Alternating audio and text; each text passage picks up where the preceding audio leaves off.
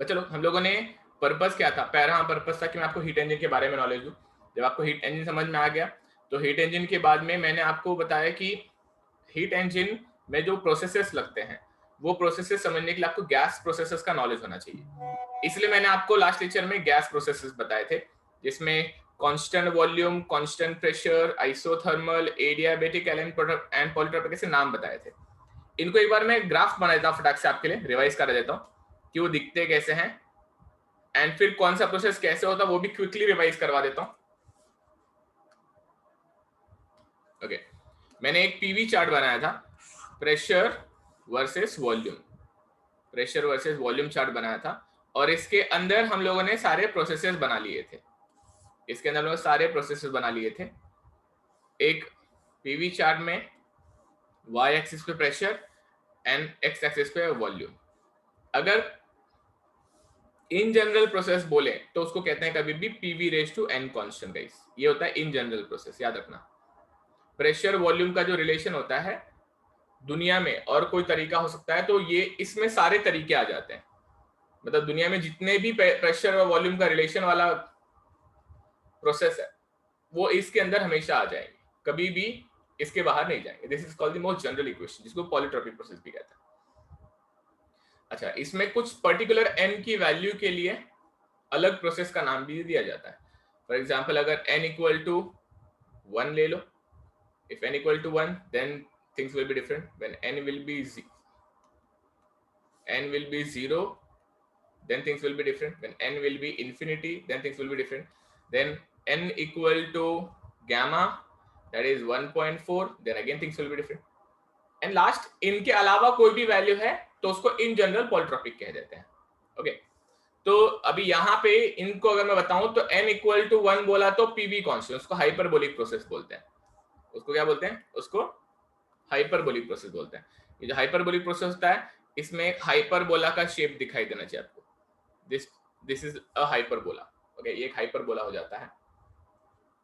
इसको PV constant बोलो या फिर टी कांस्टेंट बोलो, क्योंकि हमको मालूम है by gas law where PV is proportional to RT, अगर पीवी कांस्टेंट हो जाएगा तो टेम्परेचर भी कांस्टेंट हो जाता है।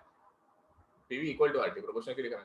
पीवी इक्वल टू आरटी लिखता हूं फॉर 1 मास, या फिर पीवी इक्वल टू आरटी अगर 1 केजी मास की बात कर रहे हैं तो भी यहाँ पे हम लोग कह सकते हैं कि अगर पीवी कांस्टेंट हो जाएगा तो टेम्परेचर कांस्टेंट हो जाएगा। तो इसलिए हाइपरबोलिक प्रोसेस को आइसोथर्मल भी कहते हैं। ऐसा सीखा था हम लोगों ने, राइट बच्चों? हाँ सर। Okay, yes sir. ये कर्व कौन सा वाला है? पीवी कांस्टेंट का कर्व। इसको क्या बोलते हैं? Hyperbola. Hyperbolic curve, hyperbolic curve वहां आता है जहां पे एक प्रॉपर्टी दूसरे को इनवर्सली प्रोपोर्शनल होती है। ओके, एक प्रॉपर्टी दूसरे को इनवर्सली प्रोपोर्शनल होती है। फिर हमने देखा था n equal to 0, n equal to अगर 0 हो जाए तो इट बिकम्स p कांस्टेंट, अगर n इक्वल टू इंफिनिटी हो जाए तो it becomes v constant, and n equal to gamma हो जाए तो it becomes pv raise to gamma constant. Okay, इनमें ये सारे कर्व दिखा देता हूं फटाफट। अगर मैं एक हॉरिजॉन्टल लाइन मारता हूं तो कौन सा प्रोसेस हो जाएगा? Isobaric process. It will be constant pressure process. Okay, isobaric. और अगर मैं एक लाइन इक्वल टू वर्टिकल मारता हूं तो कौन सा प्रोसेस हो जाएगा? Isochoric volume constant. Yes, isochoric process हो जाएगा, थर्ड वाला। एंड अब आपको इससे याद करना एडियाबैटिक चाहिए प्रोसेस। इन तीनों के हिसाब से सब याद करने का। This is isochoric volume constant and sorry pressure constant, this is constant pressure, और यहाँ पे n इक्वल टू 0 है। This is isochoric, v equal to constant, okay, v equal to constant, और यहाँ पे n इक्वल टू इंफिनिटी। इसको याद कैसे रखना है? जिंदगी भर याद रखना है। पीवी चार्ट पे हॉरिजॉन्टल लाइन पे n शून्य होता है, वर्टिकल लाइन पे n इंफिनिटी होता है। n ranges from this to this value, 0 to infinity in a positive quadrant. तो n ranges from 0 to infinity। अगर 0 to infinity अगर वो रेंज कर रहा है तो वो हमेशा इस क्वाड्रेंट में रहेगा या फिर इस क्वाड्रेंट में दिखाई देगा आपको। तो ध्यान देना, क्वाड्रेंट का मतलब हो जाता है उसका स्लोप का तरीका, ठीक है? इस तरह का स्लोप नहीं दिखाई देगा आपको, कभी भी कभी भी इस तरह का स्लोप नहीं दिखाई देगा आपको। आपको स्लोप कभी भी इस तरह से दिखाई देगा कि या तो वो इस क्वाड्रेंट में रहेगा तो इस क्वाड्रेंट में रहेगा। ओके, अब ध्यान देना, pressure constant, volume constant, n0 n infinity, n की लीस्ट वैल्यू, n की मैक्स वैल्यू, मतलब n में जितने वैल्यू आ सकते हैं पॉजिटिव वो सारे इसके अंदर आएंगे, तो आपको कर्व यहीं पे दिखाई देगा। फिर रेफरेंस के लिए ये हो जाएगा n इक्वल टू 1, रेफरेंस के लिए ये हो जाएगा पीवी कांस्टेंट, जहां पे होता है n equal to 1, hyperbolic process बोलते हैं इसको। इसका मतलब अगर n इक्वल टू 1 से ज्यादा रहा तो वो कर्व ज्यादा स्लोप ही रहेगा, n इक्वल टू 1 से कम रहा तो वो कर्व का स्लोप इसके अंदर आ जाएगा। तो मैं आपके लिए एडियाबेटिक बना देता हूं। तो एडियाबेटिक प्रोसेस कुछ ऐसा रहेगा, इसका स्लोप रिलेटिवली ज्यादा रहेगा।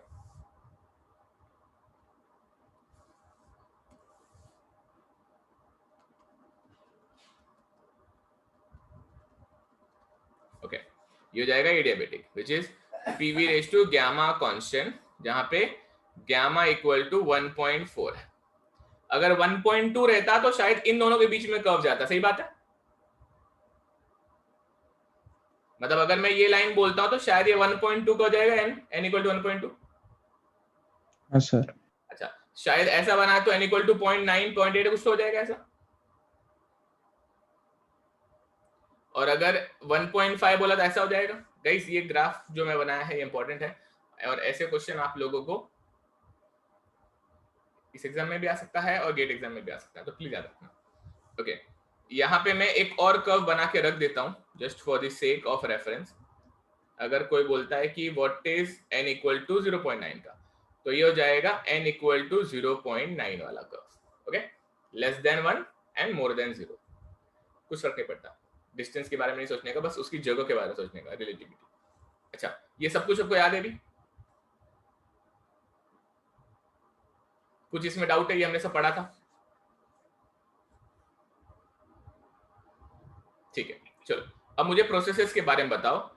अगर मैं आइसोकोरिक बोलता हूं, isochoric, let us think about only close system, okay, piston cylinder के नजरिए से आइसोकोरिक प्रोसेस अगर मैं बोलता हूं, तो आइसोकोरिक प्रोसेस कैसे पॉसिबल होता है बताना जरा। Volume constant. कैसे पॉसिबल होता है? How to achieve isochoric process? Closed vessel में सर, एक rigid closed close vessel, system में परफॉर्म करे। अगर एक रिजिड क्लोज्ड वेसल हो, अगर क्लोज सिस्टम हो, रिजिड हो, जिसके बाउंड्रीज नहीं मूव कर रहे, उसमें अगर आप हीट डालो, ओके, उसमें अगर आप हीट डालो तो उसके प्रेशर और वॉल्यूम में बदलाव आएगा। शायद उसका वॉल्यूम नहीं बदलना चाहेगा क्योंकि बाउंड्रीज इसके बंद है, मूव नहीं कर रहे, तो उसका प्रेशर बढ़ेगा, टेम्परेचर बढ़ेगा, और अगर आप हीट निकालो तो उसका प्रेशर घटेगा, टेम्परेचर घटेगा, सही बात है। So when volume is constant you can clearly see कि बाउंड्रीज नहीं मूव होते हैं, उधर प्रेशर में बदलाव आएगा और टेम्परेचर में बदलाव आएगा। That's how isochoric is achieved, बराबर। जैसे कि प्रेशर कुकर जब तक सीटी नहीं बचता तब तक वो आइसोकोरिक हो जाता है। ओके, नेक्स्ट हो जाएगा आपका आइसोबारिक। कैसे होगा बताओ जरा।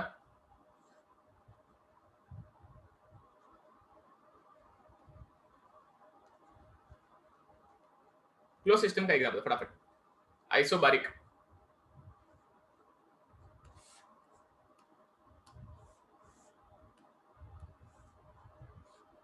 अगर पिस्टन सिलेंडर को हीट दिया और एक्सपेंड भी होने दिया तो वो आइसोबैरिक होगा। हाँ, जब आप पिस्टन सिलेंडर में हीट डालो और वो जो पिस्टन है वो पिस्टन को एक फ्रीडम हो कि भाई तू तकलीफ में अगर आया, तुझे अगर ज्यादा प्रेशर एक्सपीरियंस हुआ तो you are free to move.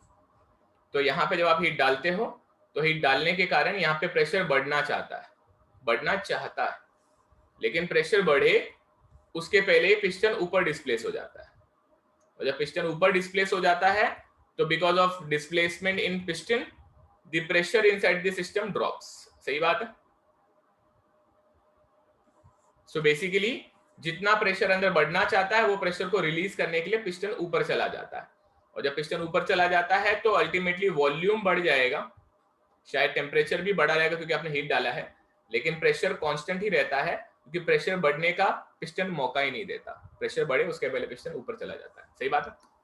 हाँ सर, मतलब आईसी इंजन लिख सकता है ना? ऐसे नहीं, इन जनरल नहीं लिख सकते। ओके, आईसी इंजन नहीं लिख सकते ऐसे डायरेक्टली, सिर्फ एक पिस्टन सिलेंडर का एग्जांपल दे रहा हूं। अभी हम इसको कहीं पर भी प्रैक्टिकल लाइफ में नहीं लगा रहे। पहले आप फील करो कि आइसोथर्मल, आइसोबारिक, आइसोकोरिक अचीव कैसे करते हो, एंड जब साइकिल सीखेंगे तब बताऊंगा कि ये इसमें हो रहा है कि नहीं हो रहा है। Okay, you will see all the types of heat transfer, constant volume भी देखोगे, कांस्टेंट टेम्परेचर भी देखोगे और कांस्टेंट प्रेशर भी देखोगे। ये सब कुछ आपके सिलेबस का हिस्सा है साइकिल के अंदर ही, बट फिलहाल खाली प्रोसेस देख रहे हैं। ओके, प्रोसेस फील कर लो कि कब आइसोबारिक हो जाता है। आइसोबारिक तब हो जाता है जब वो पिस्टन थोड़ा सा धक्का खाए और चुपचाप से ऊपर चला जाए, बोला भाई मेरे को धक्का नहीं चाहिए, मैं एडजस्ट करने को तैयार हूं, वो भाग जाता है। अब कौन बताएगा आइसोथर्मल, फटाक से बताओ। सर वो उस दिन बताया था पेबल्स और पिस्टन सिलेंडर। तो दिमाग में क्या कंक्लूजन है?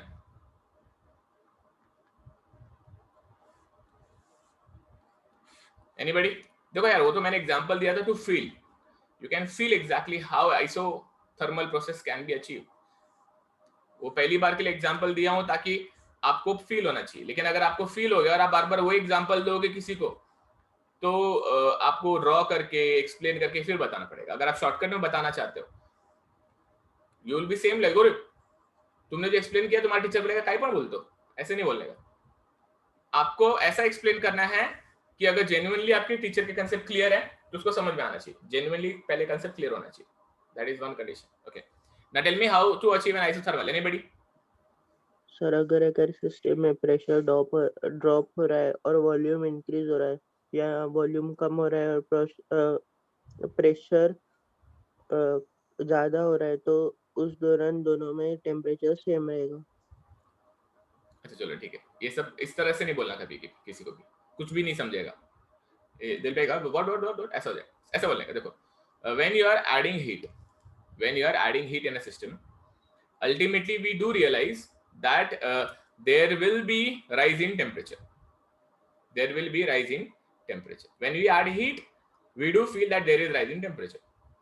अच्छा, we do understand कि इस दौरान piston is free to move, इस दौरान piston is free to move, it is not a closed system.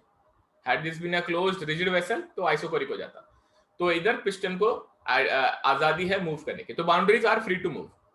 So in a system where you add heat, the temperature would want to increase, and let us assume that that system will have moving boundaries, उसके boundaries को motion allowed है। Then in that case what you will do is, वो independently जो move करेगा वो करेगा, that is different story. वो independently piston move करेगा तो वो आइसोबारिक करने की खुद को मदद कर रहा है।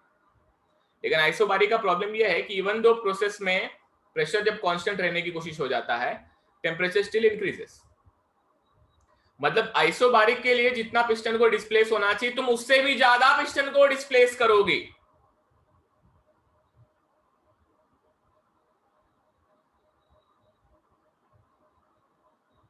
क्या ये डीप बात समझ में आई? डीप है, काफी डीप है।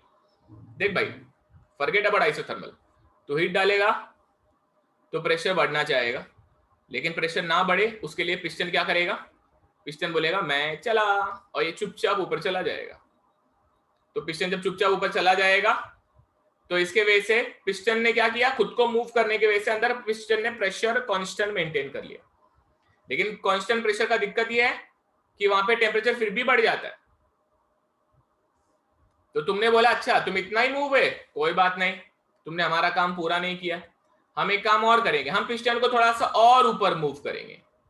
अच्छा, ये कौन कर रहा है? ये शायद तुम कर रहे हो एडिशनल बाहर से, तो तुम ऊपर से उसको खींच लेते हो, या तुम खींच लेते हो या तो उसको और मोशन होने की आजादी देते हो, कुछ ना कुछ ऐसा करोगे। तो जब आप ये पिस्टन को ऊपर लेके जाते हो, जब आप पिस्टन को ऊपर लेके जाते हो, पिस्टन जब ऊपर जाता है, इसकी कैसे अचीव हुआ था? जब आपने इसके पेबल्स को उठा के फेंक दिया था, पत्थर को उठा के फेंक दिया था। इन शॉर्ट, जब तुम पिस्टन का वजन कम कर देते हो तो पिस्टन ऊपर अपने आप मूव करने लगता है। सही बात है?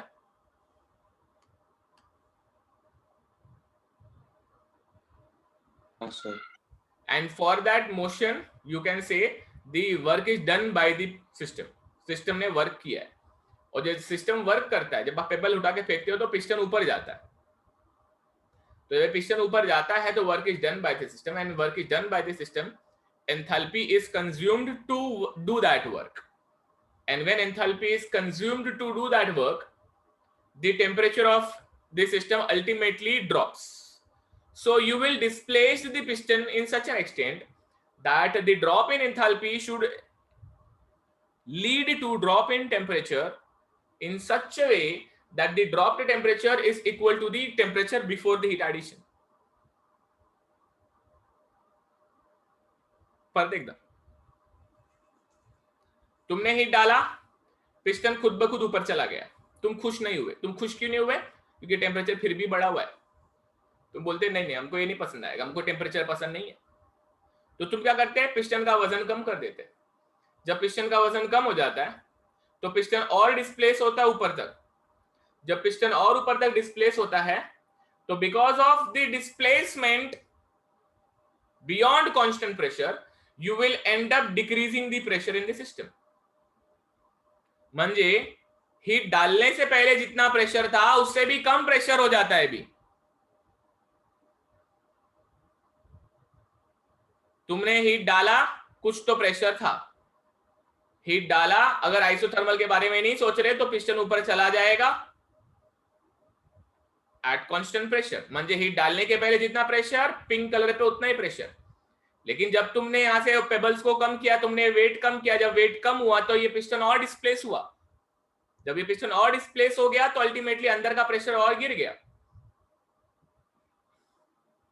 क्यों गिर गया अंदर का प्रेशर? भाई तुम जब यहां से वजन ही कम लग रहा है, जब यहां से धक्का ही कम लग रहा है तो यहां से भी धक्का कम ही हो जाएगा ना अल्टीमेटली। क्या ये बात समझी कि नहीं? हाँ सर। कोई है जिसको नहीं समझी? ध्यान से सुना। ये हीट डाला तभी प्रेशर था, कांस्टेंट प्रेशर के हिसाब से पिंक तक पहुंचा तब भी प्रेशर सेम रहेगा। अच्छा, अब भाई जब तुम पिस्टन को और डिस्प्लेस होने दोगे तो अंदर का जो वॉल्यूम है और बढ़ेगा ना। And look at the chart, you can clearly understand they are inversely always proportional mostly. या तो कांस्टेंट रहेगा या तो इनवर्सली रहेगा भाई। सो वॉल्यूम अगर बढ़ रहा है तो अंदर का प्रेशर घटता है, और जब प्रेशर घटता है वहां पे टेम्परेचर भी घटता है। जब प्रेशर घटता है तो वहां पे टेम्परेचर भी घटता है। अच्छा, ये इसको ऐसे भी बोल सकते हैं, because the work is done by the system, because system ने वर्क किया है तो वर्क के लिए हीट की जरूरत पड़ती है ना। तो part of the heat is used by the system to do the work. Part of the heat is used, part of the heat, okay, not the entire heat, part of the heat is used by the system to do the work, and in order to do that work some heat is consumed, and when heat is consumed temperature will drop. So तुम उतना ही work करवाओगे कि उसका उतना ही temperature drop हो और वो उतना ही बन जाए जितना हीट डालने से पहले था। क्या ये स्टोरी समझ में आई?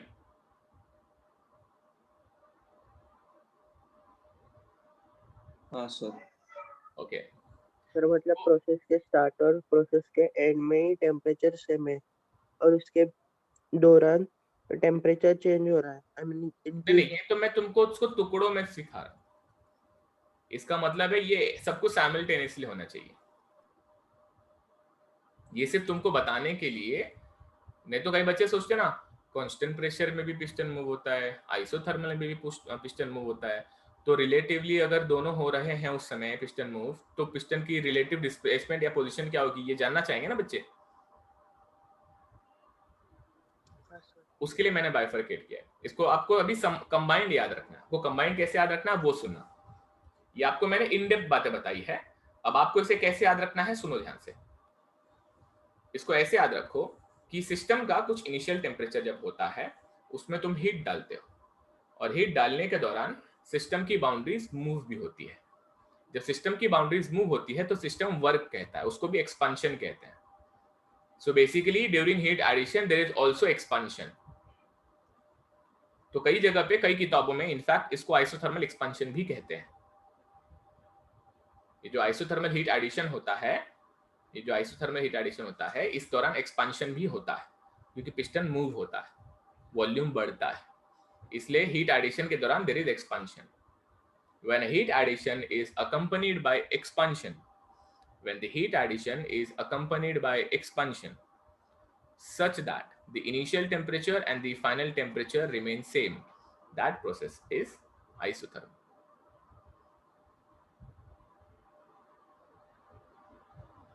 याद रहेगा इसे.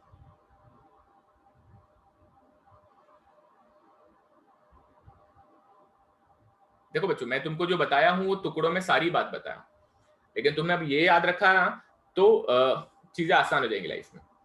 अब ये याद रखो, और वो मेरी बात अगर तुम्हारे दिमाग में है तो यू कैन एक्सप्लेन दैट बैठ के. कोई बच्चा बोलेगा ना या कोई टीचर बोलेगा अच्छा एक्सप्लेन करो जरा कैसे हीट एडिशन एक्सपेंशन, तब प्यार से धीरे धीरे धीरे. तुम्हें कैसा लगेगा जब तुमको मैं कोई मूवी के बारे में बताऊं और मूवी का सीक्वेंस तोड़ के बताऊं. मतलब मैं पहले कुछ पार्ट बताऊं, फिर लास्ट का कुछ पार्ट बताऊं, फिर बीच का बताऊं और फिर लास्ट का बताऊं. मजा आएगा क्या?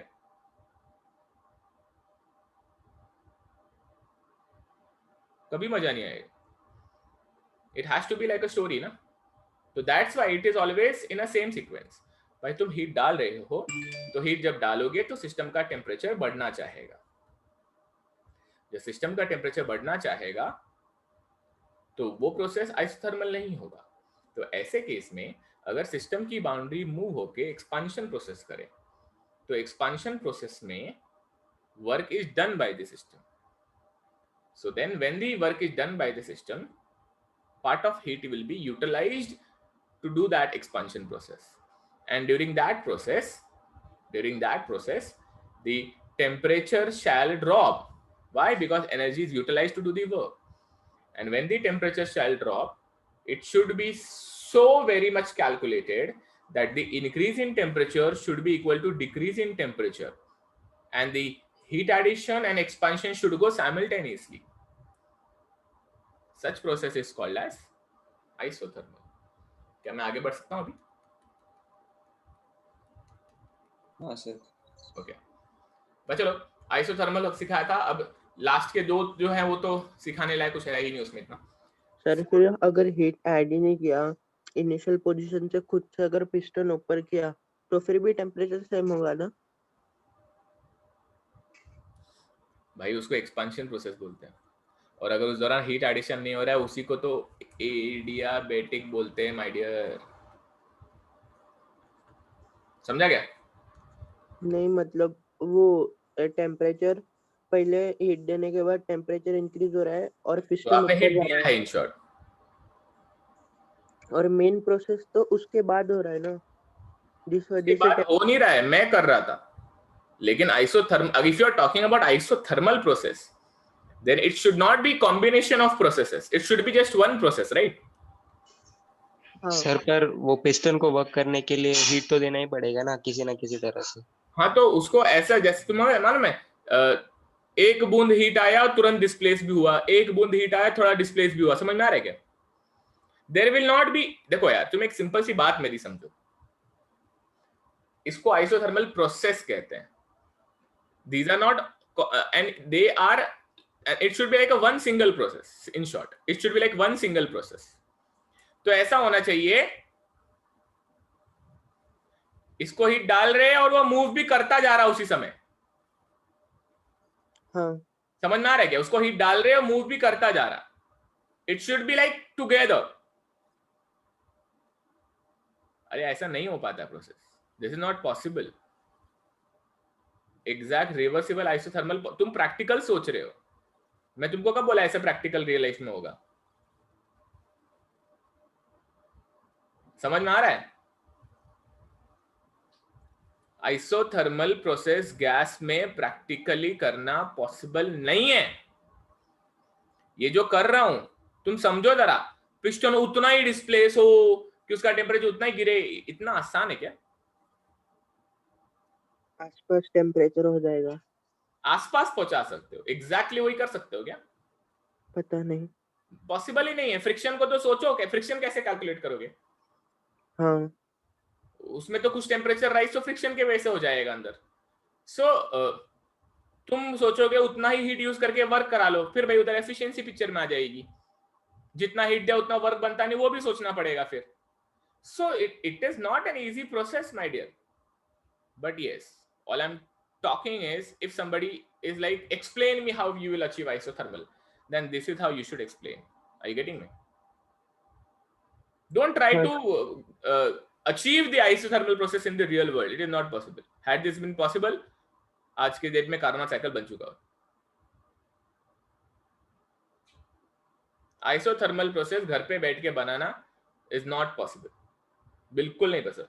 हाँ, you can reach the level of things on paper, but you will never get exactly isothermal process.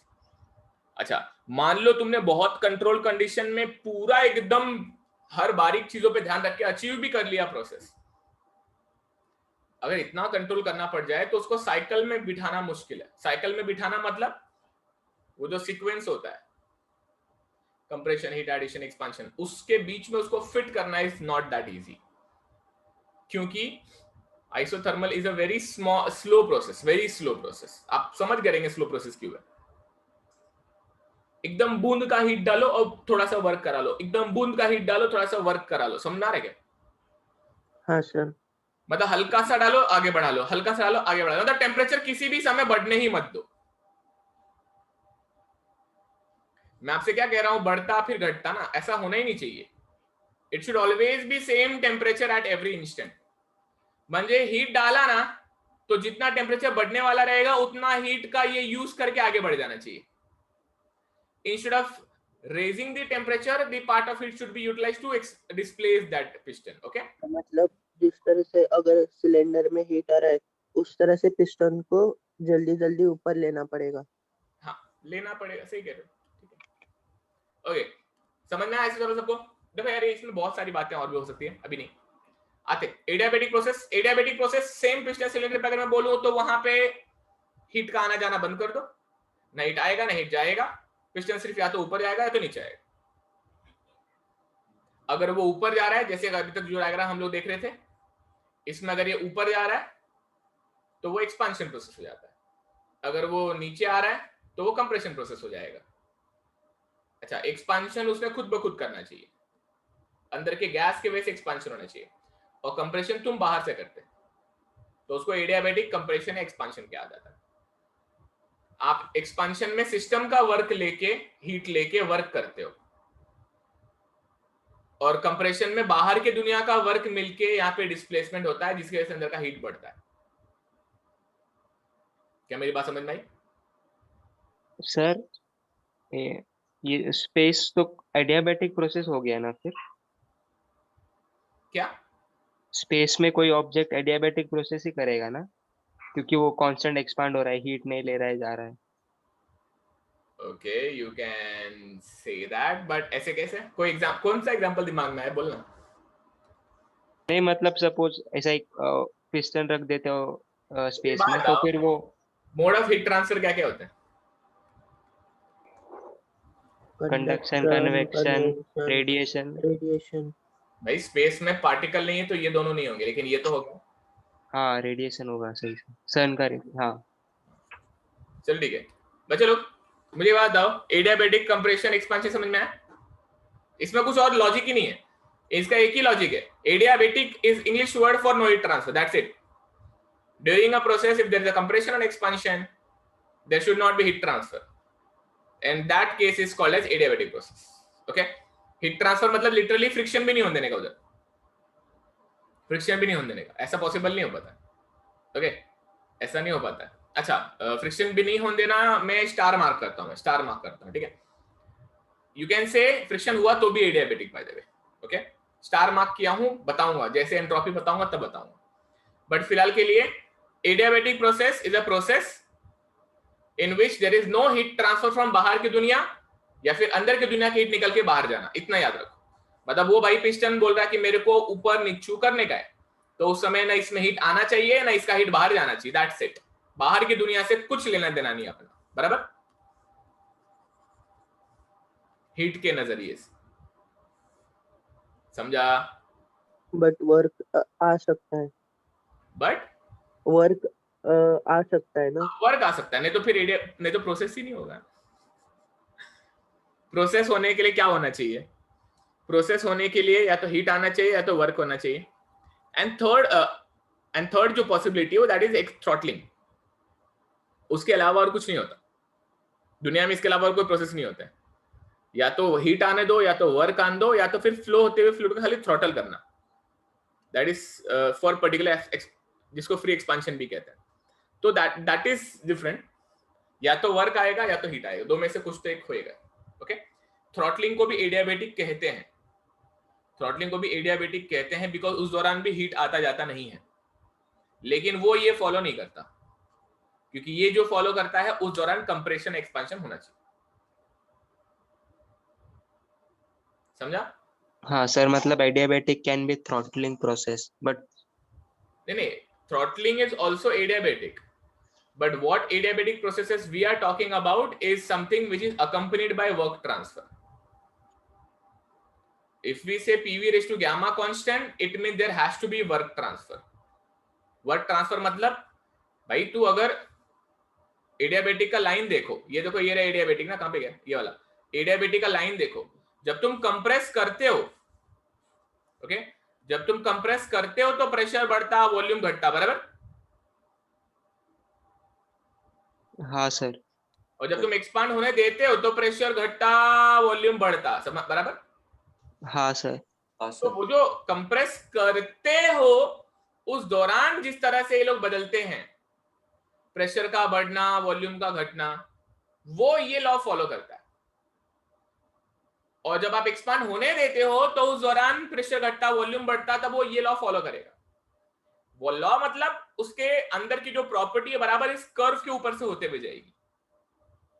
लेकिन जब आप थ्रॉटलिंग करते हो, फ्री एक्सपांशन बोलते हैं जिसको, उस दौरान भी प्रेशर गिरता है, वॉल्यूम बढ़ता है। उस दौरान भी प्रेशर गिरता है, वॉल्यूम बढ़ता है, मतलब that is also like pressure गिरना, वॉल्यूम बढ़ना, but it does not follow this curve. वो ये कर्व फॉलो नहीं करता। उस दौरान भी मतलब इफ आई से एडियाबेटिक एक्सपांशन, देखो हाँ, एडियाबेटिक एक्सपांशन, एडियाबेटिक एक्सपांशन अगर मैं बोलूं तो अगर उसमें वर्क ट्रांसफर हो रहा है तो it will be guarantee PV raise to gamma constant. लेकिन अगर वर्क ट्रांसफर नहीं हो रहा है, जिसको थ्रॉटलिंग बोलते हैं, तो उस दौरान PV raise to gamma constant भी इल रहेगा। इसके पीछे लॉजिक ये होता है, ध्यान से सुन लो, कि इस दौरान जो वर्क होता है उसमें अंदर के फ्लूइड का एंथैल्पी को गिरा के वर्क बनाया जाता है। मतलब वहां पे एंथैल्पी गिरा के वर्क बनाया जाता है। सर इंटरनल एनर्जी रहेगा ना? तो एंथैल्पी में क्या आता है? मतलब स्पेसिफिकली इंटरनल एनर्जी चेंज हो रहा है ना? ऐसा थोड़ी होता है, तीनों चीजें होती है ना। एंथैल्पी बोल रहा हूं ना, इसलिए मैं U प्लस PV सब बदलता है ना, इसका U भी बदलता है, P भी बदलता है, V भी बदलता है, बराबर कि नहीं? हाँ। जस्ट ट्राई टू अंडरस्टैंड कि इस नहीं, दौरान P और V को चेंज होने के लिए U को ही कम होना पड़ेगा ना?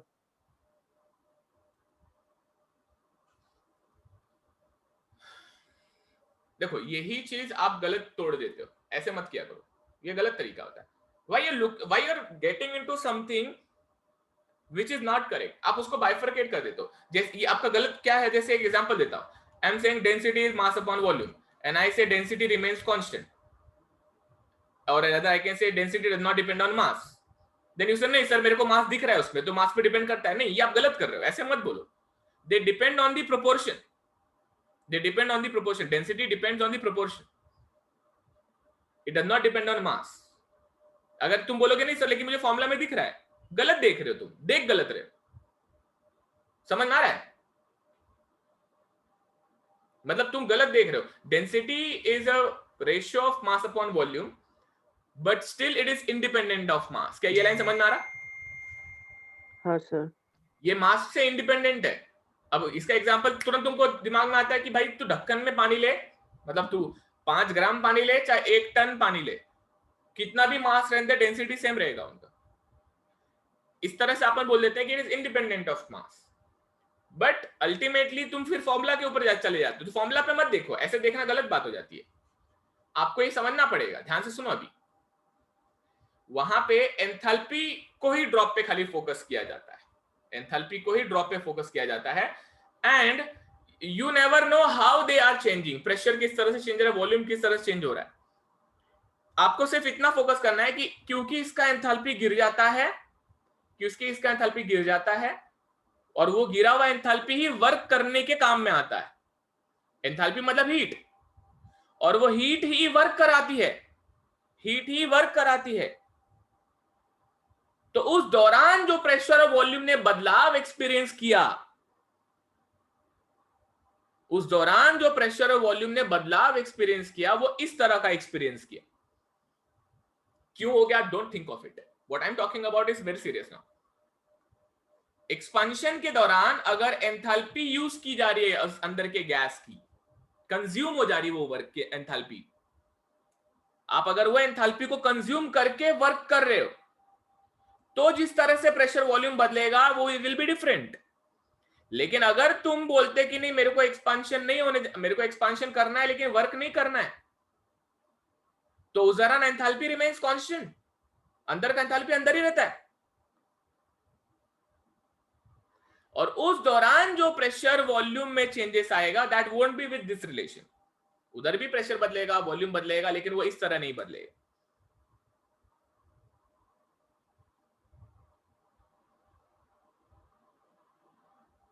समझ में आ रहा कुछ?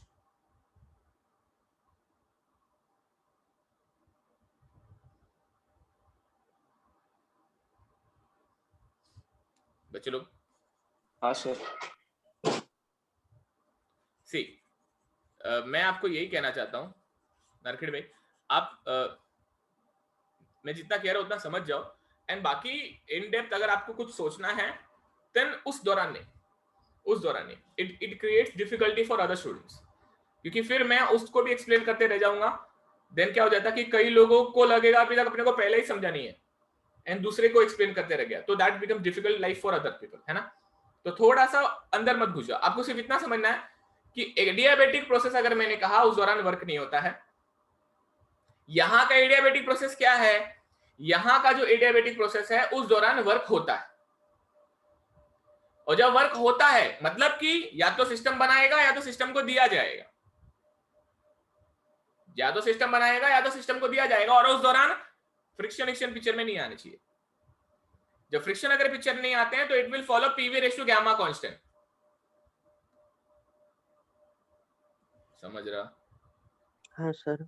ओके, अब अगर आप इनको खत्म कर दो, इनके अलावा भी दुनिया में प्रोसेस होते रहेंगे, तो ऐसे प्रोसेस को पॉलीट्रॉपिक कहा जाता है।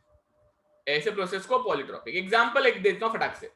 जैसे आप वर्क ट्रांसफर कर रहे हो और हीट भी डाल रहे हो, मतलब तुमने बोला भाई पिस्टन भाई साहब तुम अपना काम करो ऊपर जाने का, हम हीट डाल रहे हैं, और अगर वो आइसोथर्मल नहीं हो रहा है, मतलब वो एग्जैक्टली पीवी कांस्टेंट फॉलो नहीं कर रहा है, तो क्या होगा? वो तब वो पॉलीट्रॉपिक होगा। Are you getting me? Heat डालो और पिस्टन मूव करे, वो डिपेंड करता है कि हीट डालने के हिसाब से पिस्टन ने कितना डिस्प्लेसमेंट किया, उसके हिसाब से उनका रिलेशन हो जाएगा ना पीवी और पी और वी का। अगर प्रॉपर ऐसा हो कि वो इतना ही डिस्प्लेस करे कि टेम्परेचर अंदर का कभी ना बदले, तो वो आइसोथर्मल हो जाएगा। लेकिन हो सकता है हीट डालो वर्क हो फिर भी टेम्परेचर बढ़ रहा है, तो ऐसे केस में it won't be isothermal, it will be a some different kind of process, and every other different kind of process other than these four processes are polytropic process. आगे बढ़ो। हाँ सर। अच्छा, अगर आप एडियाबेटिक कंप्रेशन कर रहे हो उसमें फ्रिक्शन भी हो जाता है ना, फ्रिक्शन भी हो जाता है ना, तो फ्रिक्शन की वजह से भी अंदर प्रेशर और वॉल्यूम का रिलेशन बदल जाता है, तो वहां पर भी पीवी रेशियो गामा कांस्टेंट नहीं आता जब फ्रिक्शन पिक्चर में आ जाता है। तो ऐसे दौरान भी पीवी गामा का रिलेशन काम नहीं आता, पॉलीट्रॉपिक का आ जाता है, फिर पीवी रेशियो एन कांस्टेंट आ जाता है, क्योंकि because of that frictional heat you will have an additional amount of temperature inside the fluid, and because of additional amount of temperature there will be different relation of P and V. भाई ये सारी बातें समझ में आ गई, सारे process समझ में आ गए। अब मुझे बात बताऊं, मैंने ये सारे प्रोसेस जो कवर किए हैं इसमें से आपको फोकस किस पे करना है पता है? क्या था कार्नोट साइकिल? क्या था? Heat addition at constant temperature. इसमें 2 आइसोथर्मल प्रोसेस थे, 2 isothermal and 2 adiabatic. Perfect, 2 isothermal और 2 एडियाबेटिक प्रोसेस थे, दैट्स इट। यही याद रखना है आपको, 2 आइसोथर्मल और 2 एडियाबेटिक।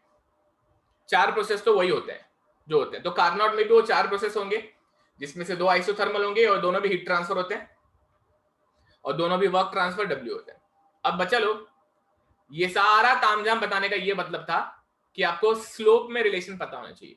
जरा ध्यान से देखो, किसका स्लोप ज्यादा, आइसोथर्मल का स्लोप ज्यादा है या एडियाबेटिक का स्लोप ज्यादा है? Adiabatic. Perfect, you can clearly see इसका स्लोप ज्यादा है। मतलब if you don't look at other things you can see इससे ज्यादा इसका स्लोप है, ये ज्यादा नीचे की तरफ स्लोपी है। तो इसका मतलब है जैसे गामा का, जैसे n का वैल्यू बढ़ता है तो स्लोप बढ़ता, ऐसे याद रखना है। n का वैल्यू बढ़ता तो स्लोप बढ़ता, n का वैल्यू बढ़ता तो स्लोप बढ़ता। At n equal to infinity slope in fact vertical, n बढ़ता स्लोप बढ़ता, ऐसे याद रख सकते हैं। हाँ सर। ओके, n बढ़ता, अगर n बढ़ता जाएगा तो स्लोप बढ़ता जाएगा। Okay, now if you know this, let us move ahead and see how Carnot cycle is shown on the paper. Okay, कैसे उसको पेपर पे दिखाया जाता है। रेडी है सब लोग मेंटली? हाँ सर। हाँ सर। चलो सबसे पहले हीट इंजन के चारों प्रोसेस लिख देता हूं। हीट इंजन में 4 प्रोसेस होते हैं। We always start with first process as compression work. अच्छा, दुनिया में बाकी के काफी किताबें हैं जो लोग पहले एक्सपेंशन से शुरू करते हैं, हम लोग कभी भी कंप्रेशन से शुरू करेंगे। इससे कुछ फर्क नहीं पड़ता आप क्या पहला प्रोसेस किसको बोलते हो, ठीक है, कोई टेंशन नहीं, इससे अलग अलग तरीका है बस। तो पहले we will always start with compression. तो पहले आप कंप्रेशन करेंगे, फिर आप हीट एडिशन करेंगे, कंप्रेशन करेंगे, हीट एडिशन करेंगे, एंड फिर क्या करेंगे?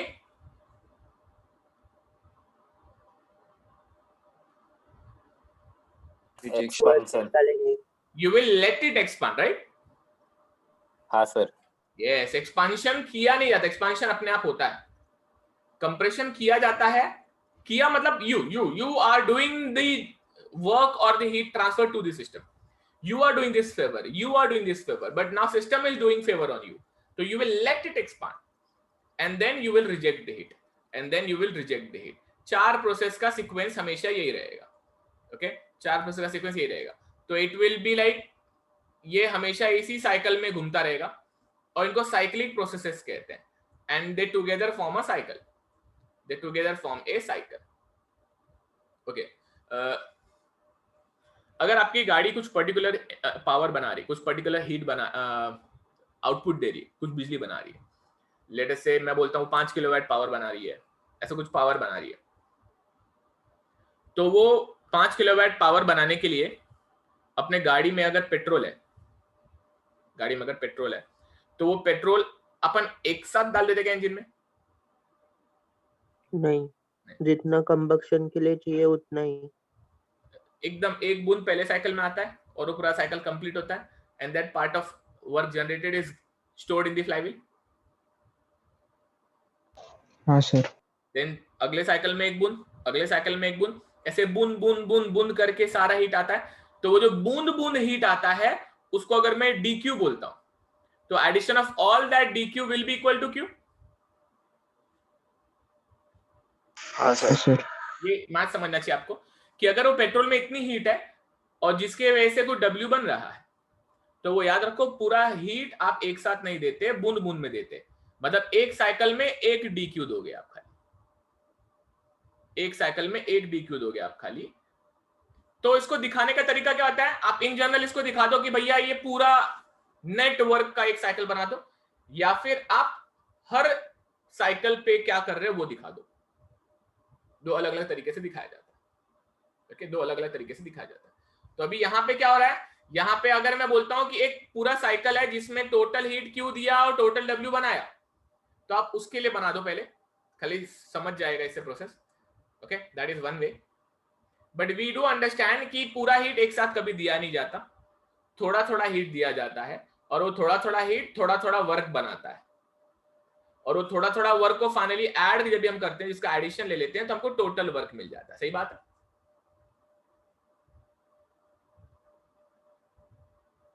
हाँ सर। मैं नजरिया समझा रहा हूं, पेपर पे कैसे दिखाया जाता है। पेपर पे आप एक सिंगल साइकिल को भी दिखा सकते हो, अगर आप सिंगल साइकिल को दिखाते हो तो DQ डालोगे, और अगर आप उन सभी सिंगल साइकिलों के वजह से बनने वाला टोटल W के बारे में बताना चाहते हो तो उसको भी एक ही बार में दिखा सकते हो। पता? तो फिलहाल के लिए तो हम लोग अभी क्या करेंगे, हम लोग अभी से जब तक हमारा एंट्रोपी नहीं खत्म होता है तभी हम उस पे फोकस करेंगे कि हम सिर्फ एक साइकिल पे फोकस करेंगे, सिंगल साइकिल पे।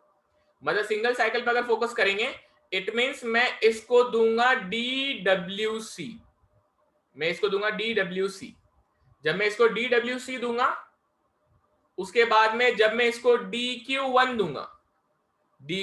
दूंगा, मतलब क्या, हम सिर्फ सिंगल साइकिल पे फोकस करें। सिंगल साइकिल, एक सिंगल साइकिल में क्या होगा, एक सिंगल साइकिल में आपने छोटा सा कंप्रेशन वर्क दिया, एंड वो छोटे से कंप्रेशन वर्क, ओके, यहाँ पे ये क्या है, कंप्रेसर है, ये कंप्रेसर है, कंप्रेसर है, उसमें छोटा सा वर्क इनपुट हुआ है, और जब आपने थोड़ा सा वर्क इनपुट किया है तो ये आपका हाई टेम्परेचर रिजर्वायर बोल सकते हैं आप, ये एक हाई टेम्परेचर रिजर्वायर है।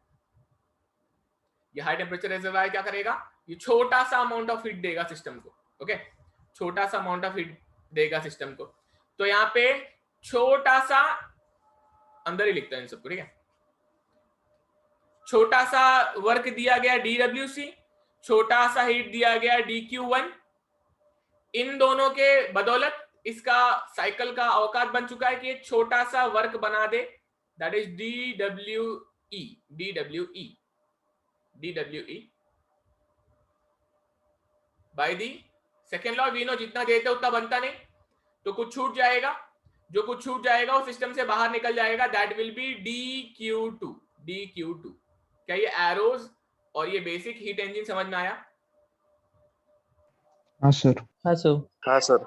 ओके, इनको नामकरण कर देंगे। We will start from 1 to 2, ऐसा ये रहेगा 1 to 2 कंप्रेशन, कंप्रेस हो गया, फिर 2 to 3 heat addition, 2 to 3 heat addition, okay, then हो जाएगा 3 to 4 expansion and 4 to 1 again heat rejection. क्या ये सब कुछ आपके दिमाग में क्लियर है अभी तक? हाँ सर। हाँ sir. Okay, we are only focusing on single cycle. That's why I have shown them in such a way कि वहां पे D है, D is small amount of value which is given to the system or generated by the system. Okay, we will now say कि ये जो heat आ रहा है system में वो किसी हाई टेम्परेचर रिजर्वायर से आ रहा है जिसका टेम्परेचर T1 है। We will say कि ये जो हीट जा रहा है सिस्टम से बाहर वो किसी लो टेम्परेचर रिजर्वायर पे जा रहा है जिसका टेम्परेचर T2 है, and that is how you represent an entire heat engine. Okay, entire heat engine. ये हीट इंजन में थोड़ा वर्क दिया जा रहा है, थोड़ा वर्क बनाया जा रहा है, तो जो W नेट होता है, ओके, यहां से जो W नेट होता है वो W नेट की value, okay, I just use the other colour, यहाँ पे W नेट जो होता है यहाँ पे लिखता हूं DW net, okay, DW net it will be is equal to DWE, क्योंकि इतना आपको मिला, लेकिन इतना आपको जो मिला है उसमें का कुछ हिस्सा आपको देना भी पड़ गया वापस, तो इसमें माइनस DWC आएगा। समझ में आया? हाँ सर। आप ऐसे भी कह सकते हो, नेट W इज बेसिकली आ रहा माइनस जा रहा, ये कहां पे जा रहा है, सिस्टम में वापस जा रहा, ये क्या है, इतना आपको मिल रहा है, तो ये आपको मिला प्लस आपने इतना दिया भी उसको, तो नेट आपको कितना मिला, इतना मिला। ओके, अगर आपको याद हो जो रिलेशन हम लोग बेसिक डायग्राम में सीखते थे हीट इंजन के, तो वहां का भी फॉर्मूला आप यहाँ पे लगा सकते हो, वेयर DW नेट जो यहां से मिलेगा, DW नेट जो आपको मिलेगा, ये बेसिकली हीट इंजन बना रहा है, नेट इतना वर्क बना रहा है, तो जो नेट बनाएगा that will never be equal to कितना दिया, क्योंकि जितना देते उतना बनता नहीं, जितना देते उतना बनता नहीं, तो जितना देते उतना बनता नहीं, तो आप यहां पर बोल सकते हैं कि जितना मिल रहा that will be also equal to dq1 minus dq2। क्या ये फॉर्मूला समझ में आया?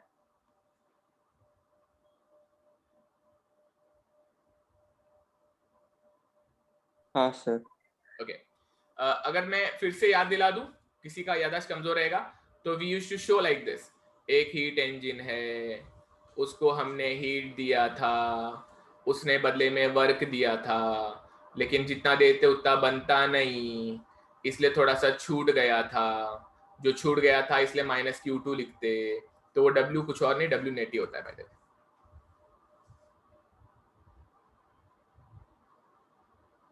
आगे बढ़ू? हाँ हाँ sir. Sir. Okay sir now Carnot cycle बनाते हैं। कार्नोट साइकिल का पीवी चार्ट बनाऊंगा मैं भी, ठीक है। कार्नोट साइकिल का पीवी चार्ट बनाता हूँ। कार्नोट साइकिल का जो पीवी चार्ट होता है, उस पीवी चार्ट में हम उनके चारों प्रोसेस दिखाएंगे। मैंने आपसे कहा था कि कार्नोट में दो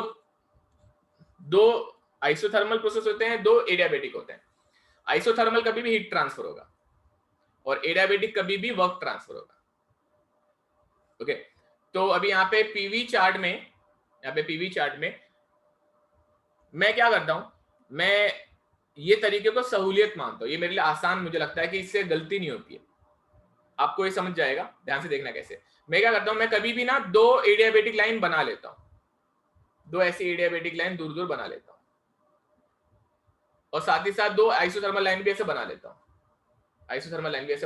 अब बोलोगे ऐसा कैसे बना लिया?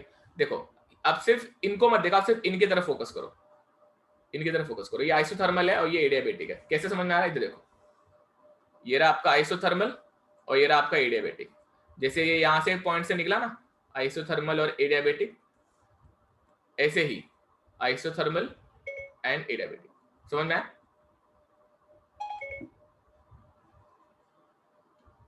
ओके अभी ये जो साइकिल है, इसमें आप ना इन दोनों पे फोकस ही मत करो। ऐसा मान लो कि है ही नहीं दोनों लाइन। ओके ऐसा मान लो ये है ही नहीं दोनों लाइन। ओके अभी फिलहाल के लिए मैंने बना के रखा, सहूलियत हो जाता है, इससे काम आसान हो जाता है। आपके लिए फिर से बताता हूं मैं क्या कर रहा हूं। मैं इसको मिटाऊंगा वापिस से और आपके लिए फिर से बनाता हूं, ध्यान से देखो। मैं क्या करता हूं, मैं कभी भी दो एडियाबेटिक लाइन ऐसे बना लेता हूं, एंड फिर दो आइसोथर्मल लाइन भी बना लेता हूं, दो आइसोथर्मल लाइन एंड दो आइसोथर्मल लाइन ऐसे बना लेता हूं। ओके ये थोड़ा सा लंबा हो गया, ये हो गया एडियाबेटिक, ये हो गया एडियाबेटिक। ओके एडियाबेटिक और आइसोथर्मल जो लाइनें होती हैं, इनके स्लोप पता होने चाहिए, तभी आप ऐसे बना पाते हो। और उसके लिए आपको ये प्रोसेसेस पता होने चाहिए कि आइसोथर्मल के मुकाबले एडियाबेटिक का स्लोप ज्यादा होता है। ओके अब आते हैं प्रोसेस के ऊपर। प्रोसेस क्या बोला गया था, ध्यान से सुनो। प्रोसेस 1 to 2 क्या है?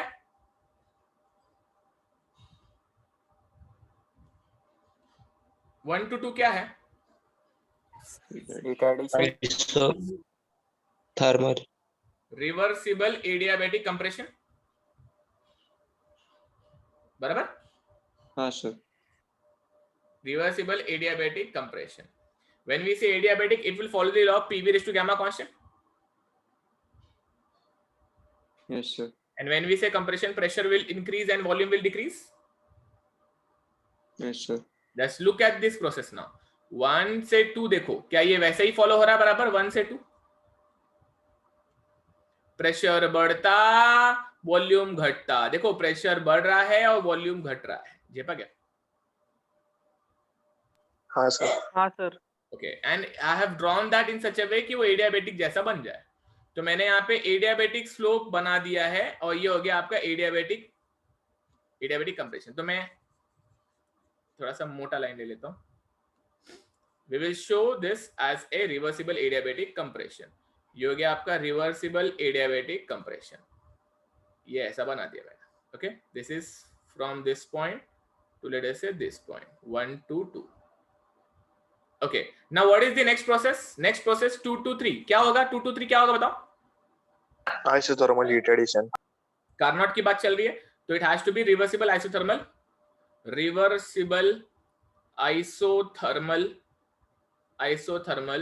हीट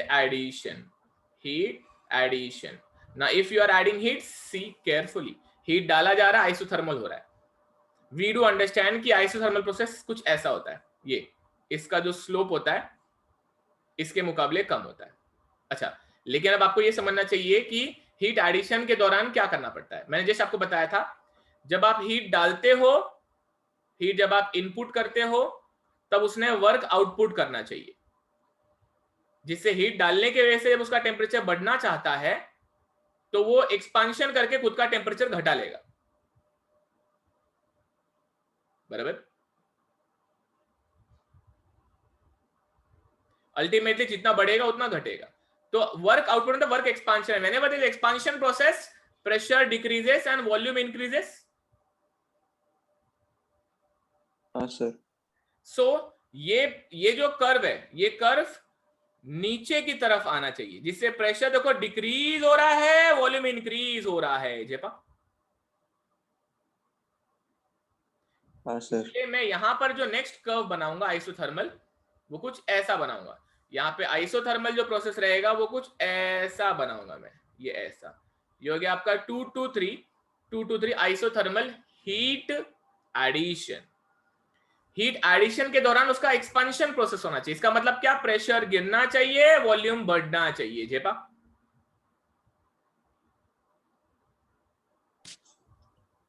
हाँ sir. Okay. 3 to 4 is compression process. Adiabatic मतलब उसका इस तरह का स्लोप होना चाहिए. कंप्रेशन है मतलब प्रेशर, एक्सपांशन है. एक्सपांशन है इसलिए प्रेशर गिरना चाहिए. यहां पर प्रेशर बढ़ता, यहां पर प्रेशर घटता, और यहां पे अगेन प्रेशर घटता.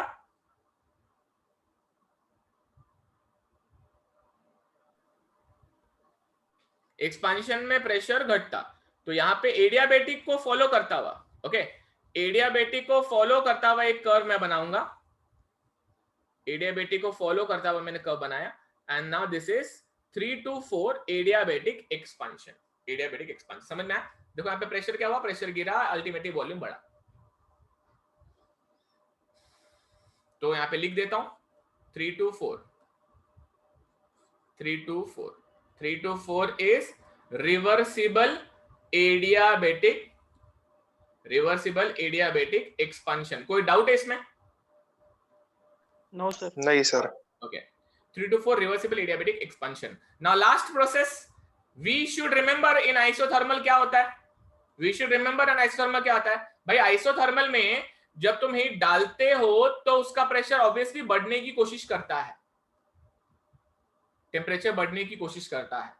तो तुम क्या करते हो, जो हीट डालने की वजह से टेम्परेचर बढ़ता है, वो टेम्परेचर घटाने के लिए तुम एक्सपांशन करते हो. मतलब हीट डाला तो एक्सपांशन करोगे तो ही टेम्परेचर घटेगा. तो ठीक इसका विपरीत, अगर हीट निकाला, अगर हीट रिजेक्ट किया सिस्टम में से, तो टेम्परेचर घटना शुरू हो जाएगा, जो तुमको नहीं चलेगा. तुमको टेम्परेचर बढ़ा के चाहिए, और टेम्परेचर तो तब बढ़ेगा जब तुम उसको कंप्रेस करोगे. मतलब जो तुम पहले पेबल उठा के फेंक रहे थे, आप उसमें पेबल पे पेबल ऐड करोगे. हाँ सर. जब तुम पेबल पे पेबल ऐड करोगे तो प्रेशर बढ़ेगा, टेम्परेचर बढ़ेगा. जैसे हीट डाला सिस्टम में तो एक्सपांशन करने के वजह से टेम्परेचर कांस्टेंट रहता. वैसे ही जब हीट निकाला सिस्टम से, तो you will have to compress it, you will have to increase the pressure. इसलिए देखो ये कर्व ऊपर की तरफ जाता है, ऐसा इंक्रीज द प्रेशर. देखो ऊपर की तरफ गया हूं मैं, प्रेशर इंक्रीज किया हूं. And this is your Carnot cycle. बच्चा लोग, कार्नोट साइकिल सबको समझ में आया है? हाँ सर. कार्नोट साइकिल याद कैसे रखना है? Carnot cycle is basically a heat engine cycle wherein there are 2 reversible adiabatic process and 2 isothermal process. 2 reversible adiabatic process and 2 isothermal process. और ये सीक्वेंस हो जाएगा 4 to 1. लिख देता हूं. It is reversible isothermal heat rejection. Whenever there will be a Carnot cycle for a gas, in that case ये sequence follow किया जाएगा, इन दैट केस ये सीक्वेंस फॉलो किया जाएगा। कार्नोट साइकिल का पीवी डायग्राम सबको समझा? हाँ सर। टाइटल डालो कार्नोट साइकिल, उसमें ये डायग्राम ऐसा बनाओ जैसे मैंने बनाया है। ओके, जैसे मैंने बनाया है प्लीज ये डायग्राम वैसे ही बनाओ, एंड उसके बाजू में ये पीवी चार्ट भी बनाओ। ओके, पीवी चार्ट भी बनाओ। पीवी चार्ट बनाने के बाद में उसके नीचे ये प्रोसेसेस लिख के लो, फटाक से इतना छापो। सुन लो, कार्नोट के बारे में किसी ने पूछा तो what should be your answer? Carnot is an ideal cycle. Okay, it sets the benchmark for other cycles in this world. It is not something which really exists, but it is something which is compared with all the existing cycle. Like अगर तुमने कोई cycle बनाया है तो it is like भाई तुमने cycle बनाया है, एक काम करो इसका कार्नोट एफिशिएंसी निकाल के बताओ। कार्नोट साइकिल खुद में कोई रियल इंजन का साइकिल नहीं है, वो सिर्फ एक इमेजिनरी प्रोसेसेस का सीक्वेंस है जिसके द्वारा जो एफिशिएंसी आती है मैक्स आती है।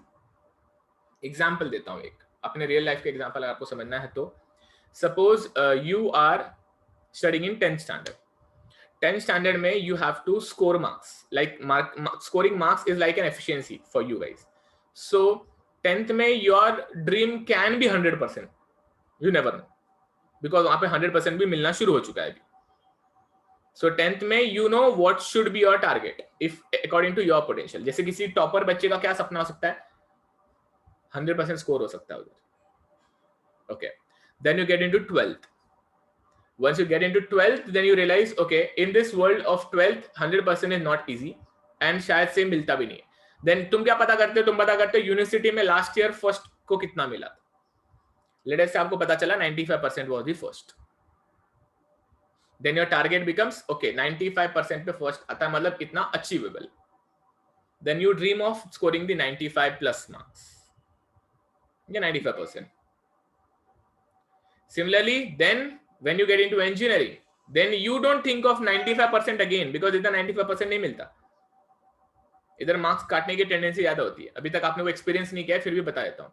यहाँ पर सपना हो जाता है कितना होना चाहिए, यहाँ पे सपना होता है यूनिवर्सिटी टॉपर को 85% मिलता है।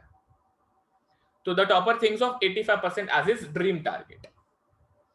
I'm talking about dream target. You may or you may not achieve it. 10th में you know 100% was achievable. 12th में you know 95% was achievable. Engineering में you know 85% is achievable by a human. So now you can dream of scoring that much as now. But in engineering you will never think of 100% as your dream. अब नहीं सोचोगे ऐसा। शायद online के दौर में आ जाए, थ्योरी के दौर में तो कभी नहीं आएगा। तो ऐसे ही किसी इंजन ने कितना बनाना चाहिए, कितनी उसकी एफिशिएंसी होनी चाहिए, उसमें कितना इम्प्रोवाइजेशन किया जा सकता है, उसके लिए कार्नोट एफिशिएंसी उसका एग्जिस्ट करता है। तो उस इंजन का कार्नोट एफिशिएंसी निकाला जाता है। अगर उसका कार्नोट एफिशिएंसी 40% है और वो खुद बना रहा है 15 या 20%, it means there is scope of improvement. So Carnot engine sets the benchmark for other engines. It is something which is used to compare the existing engine and improve it, come out of with the best out of the engine. So basically Carnot efficiency or Carnot engine is something which helps you become a better version of yourself. Carnot engine ने सिर्फ paper पे ये बता दिया कि अगर ये process ऐसे ऐसे करोगे तो बेस्ट मिलेगा। उस तरह से कभी कोई साइकिल एग्जिस्ट नहीं करता। अभी क्या है पहले सुन लो। कार्नोट साइकिल में 2 आइसोथर्मल प्रोसेस होते हैं और 2 एडियाबेटिक प्रोसेस होते हैं। उनको अगर सीक्वेंस में देखना है तो उसमें adiabatic compression, isothermal heat addition, adiabatic expansion and isothermal heat rejection होता है। Adiabatic compression, isothermal heat addition, adiabatic expansion and isothermal heat rejection होता है। ये जो प्रोसेस ऑफ सीक्वेंस है अगर आप फॉलो करते हो तो आपको जो इंजन मिलता है उसको कार्नोट इंजन कहते हैं। कार्नोट इंजन का भी मेन आउटपुट W नेट होता है। अगर आप इसका एफिशिएंसी निकालना चाहो तो वो भी हो जाएगा W net upon heat input. ये पूरे साइकिल का हो जाएगा, लेकिन हमने साइकिल का नहीं, हमने साइकिल के एक मतलब पूरे इंजन का हो जाएगा, ये पूरे इंजन का हो जाएगा। लेकिन हम लोग सिर्फ एक साइकिल पे फोकस कर रहे हैं। जब आप सिर्फ एक साइकिल पे फोकस करोगे तो एक सिंगल साइकिल का एफिशिएंसी हो जाएगा dw नेट अपॉन dq1 इतना वो नेट बना रहा एक साइकिल में, इतना आप उसको दे रहे एक साइकिल में। ये उसका एफिशिएंसी का फॉर्मूला हो जाएगा। बस चलो dw नेट को आप लोग यहां से उठा के लिख सकते हो as dq1 minus dq2 upon dq1, ऐसा भी लिख सकते हो। अच्छा, जरूरत पड़ने पे आप dwe dwc को भी पुट कर सकते हो यहाँ पे अगर जरूरत पड़ी तो, बट फिलहाल के लिए कार्नोट एफिशिएंसी का ये फॉर्मूला है आपके पास। Okay, now you know Carnot engine में इतने साइकिल होते हैं, इतने प्रोसेसेस होते हैं, उसका ये एफिशिएंसी होती है। बट द प्रॉब्लम इज कि किसी भी साइकिल में ये सीक्वेंस पॉसिबल नहीं है। पहले तो एडियाबेटिक प्रोसेस दुनिया में एग्जिस्ट नहीं करते, कुछ ना हिट आएगा कुछ ना हिट जाएगा, तो इसलिए एडियाबेटिक एग्जिस्ट नहीं करता। मान लो आपने अच्छे से अगर इंसुलेट कर भी दिया, आईसी इंजन के बारे में इमेजिन करो, पिस्टन सिलेंडर के बारे में इमेजिन करो, तो एडियाबेटिक प्रोसेस रिलेटिवली बहुत फास्ट होते हैं बिकॉज एक्सपांशन फट से होता है, कंप्रेशन भी फास्ट होता है ऑलमोस्ट वैसे ही, लेकिन आइसोथर्मल फास्ट अचीव नहीं हो पाता, स्लो प्रोसेस है। मतलब एक ही साइकिल में स्लो और फास्ट पॉसिबल नहीं है। मतलब पिस्टन ने वहां पे फटाक से कंप्रेशन करके ऊपर रुकना चाहिए ताकि आइसोथर्मल हीट ऐड आए, ये पॉसिबल नहीं है, क्योंकि वो अपनी मोमेंटम से एक ही स्पीड पे आगे पीछे करेगा। उसका मोमेंटम ऑफ आरपीएम जो रहेगा उसके हिसाब से वो आगे पीछे करेगा, तो it will not have enough time to have them in this type of process. Plus it depends on the type of fuel also used, उसके हिसाब से नेचर और बदलता है। तो एक साइकिल में एक स्लो फास्ट प्रोसेस पॉसिबल नहीं है। पहला तो एडियाबेटिक पॉसिबल नहीं है, दूसरा साइकिल में स्लो फास्ट पॉसिबल नहीं है। आइसोथर्मल प्रोसेस अगर आप अचीव भी कर लो तो उसको बहुत स्लो अचीव करना पड़ता है, इसलिए it can not be part of cycle, and this is the reason why such cycle doesn't exist yet। अभी तक तो नहीं एग्जिस्ट करते हैं। क्या रीजन है क्यों नहीं एग्जिस्ट करते? पहला तो adiabatic process is not possible. You can say reversible process and adiabatic process in real world is not possible. You will have heat transfer anyhow in this real world. Simple सी बात है भाई, तुम खुद ही गाड़ी पे radiator लगाते हो, फेंस लगाते हो, तो हीट का आना जाना चालू रहता है, तो तुम खुद नहीं चाहोगे कि हीट आना जाना बंद हो जाए। तो you do that on your own, on with this purpose of heat rejection addition, you install some there components which actually enhance the efficiency, because अगर आप हीट निकालोगे नहीं, डालोगे नहीं, तो शायद वो सीज हो जाए, खराब हो जाए। तो आप खुद चाहते हो कि there should be heat transfer. So पहला तो रिवर्सिबल पॉसिबल नहीं है, दूसरा एडियाबेटिक पॉसिबल नहीं है। रिवर्सिबल वर्क दुनिया में नहीं होता फ्रिक्शन के कारण, एडियाबेटिक क्यों नहीं होता आपको मालूम है अभी। दूसरा, this process is very fast and this process need to be slow. एक ही साइकिल में एक फास्ट एक स्लो, एक फास्ट एक स्लो पॉसिबल नहीं है, इसलिए कार्नोट साइकिल पॉसिबल नहीं है। क्या सबको कार्नोट साइकिल क्या होता है और वो क्यों पॉसिबल नहीं समझ में आया है? हाँ सर। आप ये फॉर्मूला एक और ये एक फॉर्मूला लिख लो फटाक से, इतना लिख लो। हम लोग इसको कंटिन्यू करेंगे कल सुबह 8 बजे बच्चे लोग। कल सुबह हम लोग कार्नोट के आगे का पार्ट एंट्रोपी सीखने वाले हैं।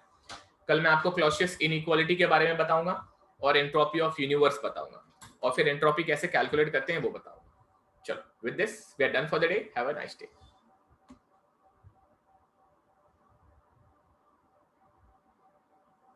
किसी को कुछ पूछना है तो पूछ सकते।